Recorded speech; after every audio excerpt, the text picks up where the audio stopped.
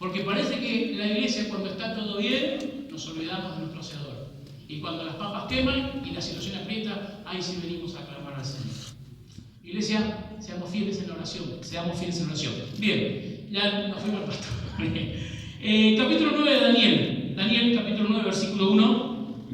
Les comento por las dudas que estoy leyendo Nueva Traducción Viviente, es una versión de la Biblia. Es exactamente igual que Reina Valera, pero el vocabulario es un poquito más moderno, digamos, más entendible, sobre todo para las generaciones jóvenes. Me gusta mucho esta Biblia para poder compartir, para que sea más entendible muchas veces el mensaje del Señor. Pero no estoy leyendo otra Biblia distinta, no se preocupe, estoy leyendo exactamente lo mismo que dice en Reina Valera, con otras palabras. Oración de Daniel por su pueblo. Era el primer año del reinado de Darío el Medo, hijo de Asuero, quien llegó a ser rey de los babilonios. Durante el primer año de su reinado, yo, Daniel, al estudiar la palabra del Señor, según fue revelada al profeta Jeremías, aprendí que Jerusalén debía quedar en desolación durante 70 años. Versículo 3. Así que dirigí mis ruegos al Señor Dios en oración y ayuno, y también me puse ropa de tela áspera y arrojé cenizas sobre mi cabeza.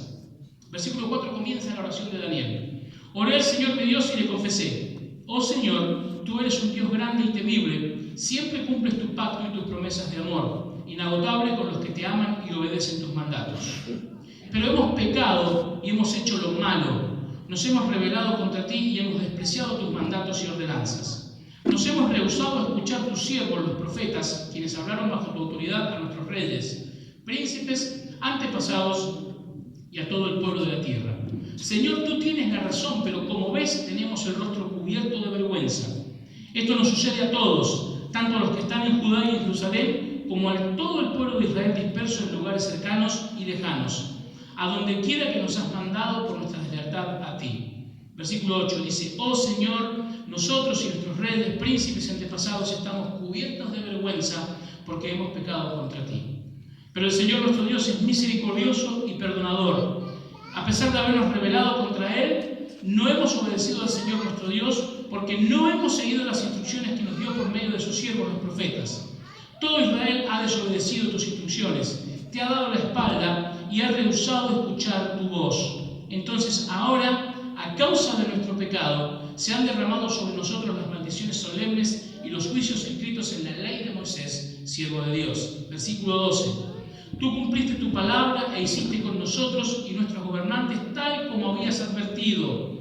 Nunca hubo una calamidad tan grande como la que ocurrió en Jerusalén. Se han cumplido todas las maldiciones de la ley de Moisés escritas contra nosotros. Sin embargo, nos hemos rehusado a buscar la misericordia del Señor nuestro Dios al no reconocer su verdad ni abandonar nuestros pecados. Si quieres subrayar eso, puedes subrayarlo. Por lo tanto, el Señor nos ha enviado la calamidad que había preparado. El Señor nuestro Dios tuvo razón en hacer todas esas cosas porque no lo obedecimos. Versículo 15. Oh Señor nuestro Dios, al rescatar a tu pueblo de Egipto con gran despliegue de poder, le diste honor perpetuo a tu nombre. Pero hemos pecado y estamos llenos de maldad. En vista de tus fieles misericordias, por favor, Señor, aparta tu enojo y furor de tu ciudad, Jerusalén, tu monte santo. Todas las naciones vecinas se burlan de Jerusalén y de tu pueblo por causa de nuestros pecados y de los pecados de nuestros antepasados. Oh Dios nuestro, oye la oración de tu siervo.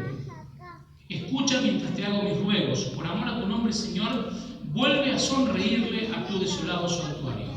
Oh Dios mío, inclínate y escúchame. Abre tus ojos y mira nuestra desesperación. Mira como tu ciudad, la ciudad que lleva tu nombre, está en ruinas. Esto rogamos, no porque merezcamos tu ayuda, sino debido a tu misericordia. Versículo 19 dice: Oh Señor, óyenos. Oh Señor, perdónanos. Oh Señor, escúchanos y actúa por amor a tu nombre. No te demores, oh mi Dios, porque tu pueblo y tu ciudad llevan tu nombre.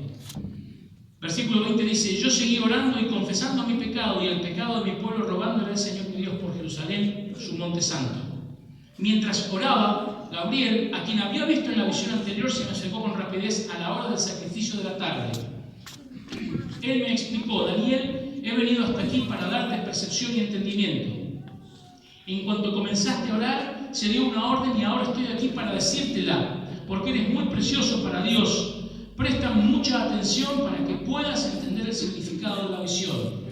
Un periodo de 70 conjuntos de 7 se ha decretado para tu pueblo de tu ciudad santa, para poner fin a su rebelión, para terminar con su pecado, para obtener perdón por su culpa, para traer justicia eterna, para confirmar la visión profética y para ungir el lugar santísimo. Ahora escucha y entiende. Pasarán 7 conjuntos de 7 más 62 conjuntos de 7 desde el momento en que se dé la orden de reconstruir Jerusalén hasta que venga un gobernante, el ungido. Jerusalén será reconstruida con calles y fuertes defensas a pesar de los tiempos peligrosos. Después de este periodo de 62 conjuntos de 7, matarán al ungido sin que parezca haber logrado nada y surgirá un gobernante cuyos ejércitos destruirán la ciudad y el templo. El fin llegará con una inundación, guerra y la miseria que acarrea está decretada desde este momento hasta el fin. El gobernante firmará un tratado con el pueblo por un periodo de un conjunto de 7, pero al cumplirse la mitad de ese tiempo pondrá fin a los sacrificios y a las ofrendas. Como punto culminante de todos sus terribles actos, colocará un objeto sacrílego que causa profanación hasta que el destino decretado para este profanador finalmente caiga sobre él. Y como decíamos al principio, es una de las profecías más detalladas y más exactas que tenemos en la palabra de Dios. Y esto tiene que ver también con la posibilidad, de alguna manera, de que podamos probar y comprobar más allá de todo que la Biblia es la palabra de Dios, pero también que la Biblia es verdadera. Miren, hoy se discute muchísimo en todos los ámbitos, aún dentro del ámbito de la iglesia, se discute qué es la verdad. La palabra de Dios lo declara claramente. La palabra dice, santifícalos en tu palabra es verdad. Uno puede decir, bueno, claro, pero que la Biblia diga que la Biblia es verdad es como un argumento circular, como que, ¿cómo lo probamos? Bien. Una forma de probar que la Biblia es la palabra verdadera de Dios, una forma de probar que la Biblia es realmente lo que Dios ha establecido para el mundo, es a través de las profecías y su cumplimiento. Esta profecía de las 70 semanas es una de las profecías más detalladas y más completas que se dan. Aún en la cronología y aún en los tiempos, se puede identificar a través de la historia el cumplimiento de estas profecías y que los acontecimientos predichos por Gabriel en esta visión a Daniel se han ido cumpliendo y se están cumpliendo y se van a cumplir. Ahora bien, habiendo dicho esto, tenemos que decir, una aclaración tenemos que hacer. Es una profecía compleja, es una profecía con muchos detalles, con mucha minuciosidad, hay muchos detalles que se pueden extraer de este estudio bíblico, e indudablemente es una profecía que tiene varias interpretaciones. Y esto tenemos que ser, en ese sentido, intelectualmente honestos, es decir, sí, esta profecía tiene varias interpretaciones. Hay distintas escuelas escatológicas que interpretan de distinta manera la profecía, sobre todo lo que concierne a la semana número 70. Y entonces, vamos a tratar en estos días que vamos a trabajar sobre esta profecía y sobre esta parábola, sobre esta porción, vamos a tratar de poder entender cuáles son las diferencias entre estas escuelas, aunque vamos a hablar solamente de dos de estas corrientes de interpretación.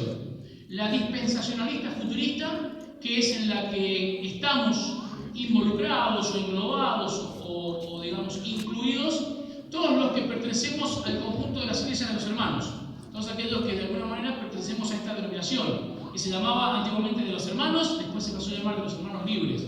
Así que, y otros grupos también, otras denominaciones también están anotadas o inscritas en este tipo de escuela de interpretación. La dispensacionalista futurista es también se la puede llamar dispensacionalista premilenialista, es la que defiende la interpretación de que la semana 70 todavía no se ha cumplido, que la semana 70 va a ser la semana o los 7 años de la gran tribulación, que este personaje que se nombra en el versículo 27 es el anticristo, y entonces vamos a ver, con la ayuda del Señor, que de los propósitos que hay para esta profecía, algunos todavía no se han cumplido, y creemos que algunos todavía no se han cumplido. En ese sentido, nosotros, y digo nosotros porque si hay algún hermano que no está en esta inscripción, bueno, después lo podemos charlar, ¿sí? Afuera, o sea, ¿sí? Para que podamos realmente entender. Y hay otra escuela de interpretación que es la histórico-mesiánica, que es la más clásica de todas. Hay varias escuelas, hermanos. Uno puede empezar a hilar fino, hay un montón. Realmente da para mucho esto, la interpretación bíblica. La otra gran escuela clásica, histórica, que sostienen mucho los hermanos reformados, hermanos como John MacArthur, Paul Washer, porque algunos de ustedes deben conocer, Sugel Michelén, el pastor Miguel Núñez, sostienen esta interpretación, la interpretación histórico-mesiánica, en la que ellos hablan de que la semana 70 se cumple en el momento en que el Señor es crucificado y muere, entonces ya están cumplidas estas profecías. Independientemente del lugar que uno esté o desde donde se ubique uno, esta profecía nos va a marcar indudablemente una línea. Nosotros los dispensacionalistas futuristas creemos que la semana 70 no se ha cumplido y hay fundamentos bíblicos para decir esto y también fundamentos lógicos para decir esto. Los otros hermanos también creen de otra manera y tienen sus buenos argumentos, por eso yo los invito a que ustedes investiguen y lean este tema y de última después tomen alguna decisión. Lo que no queremos es hablar mal de ninguna escuela de interpretación. Vamos a tratar de no hablar y decir, no, ellos están equivocados, nosotros estamos en lo cierto, ellos son herejes, nosotros no, nosotros somos los elegidos, ellos no, no viene por acá la cosa, no vamos a pelear, la idea es esta, no vamos a pelear, vamos a poder aprender lo nuestro, vamos a poder defender nuestra postura de interpretación bíblica, pero sin hablar mal de los otros grupos, porque realmente, como siempre decimos en estas cuestiones de diferencia, hay muy buenos hermanos, hay muy buenos teólogos y particularmente hay pastores que me han bendecido con sus mensajes y sus libros y creen en la interpretación histórico-mesiánica. Hay un viejo refrán, una vieja frase que se aplica en el cristianismo que según la decía San Agustín, decía: en lo principal, unidad, en lo secundario, libertad y en todo, caridad o amor. O sea, indudablemente hay diferencias en el pueblo de Dios en cuanto a algunas cuestiones de interpretación. Por ejemplo, la línea dispensacionalista, premilenialista, habla del rapto de la iglesia. En la postura que hemos tenido históricamente los hermanos, desde Inglaterra hasta acá, hablando de que la venida del Señor Jesucristo se produce en dos etapas, la segunda venida. Una primera parte donde Cristo arrebata a la iglesia, el rapto de la iglesia, y una segunda parte donde ya Cristo viene con la iglesia a poner sus pies sobre la tierra para jugar a las naciones y para vivir el milenio. Y otras escuelas de interpretación no creen en esto, sino que básicamente creen que la segunda venida de Cristo sencillamente se da después de la tribulación. Quiere decir que la iglesia va a pasar por la tribulación. Hay otras líneas de pensamiento que creen que la iglesia va a ser arrebatada a la mitad de la gran tribulación. Y podríamos estar así toda la mañana, ¿sabes? Porque así como hombres que leen la Biblia y que la estudian, hay interpretaciones. Pero para que podamos entender este estudio lo vamos a hacer desde un punto de vista dispensacionalista, premilenialista, que creemos en el rapto de la iglesia antes de la gran tribulación. O sea, dispensacionalista, premilenialista, pretribulacionista. Un lío, pero bueno, es lo que hay, ¿sí? Así que vamos a tener que estudiar en este sentido. Rápidamente vamos a ver el bosquejo del capítulo que hemos leído, habiendo hecho esta aclaración. Tenemos, el bosquejo del capítulo es bastante sencillo. En el versículo 1 y 2 vemos que allí Daniel hace una investigación, comienza a leer los rollos de la Biblia, o sea, lo que sería para ellos la Biblia, ¿sí? Lo que sería para nosotros la Biblia, comienza a leer esto y encuentra en el profeta Jeremías capítulo 25, acompáñame a la Biblia, hermano, Jeremías capítulo 25, tenemos allí una explicación y una ilustración de lo que leyó precisamente Daniel en este espacio o este libro. Dice Jeremías 25:11.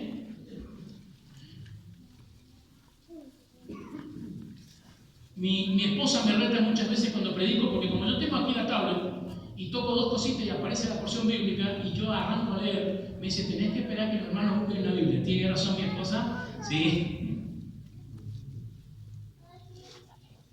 Bien, si estamos todos allí, Jeremías 25:11 y 12, dice la palabra de Dios: toda la tierra, esto es lo que leía Daniel en aquel momento, toda la tierra se convertirá en una desolada tierra baldía. Israel y las naciones vecinas servirán al rey de Babilonia por 70 años.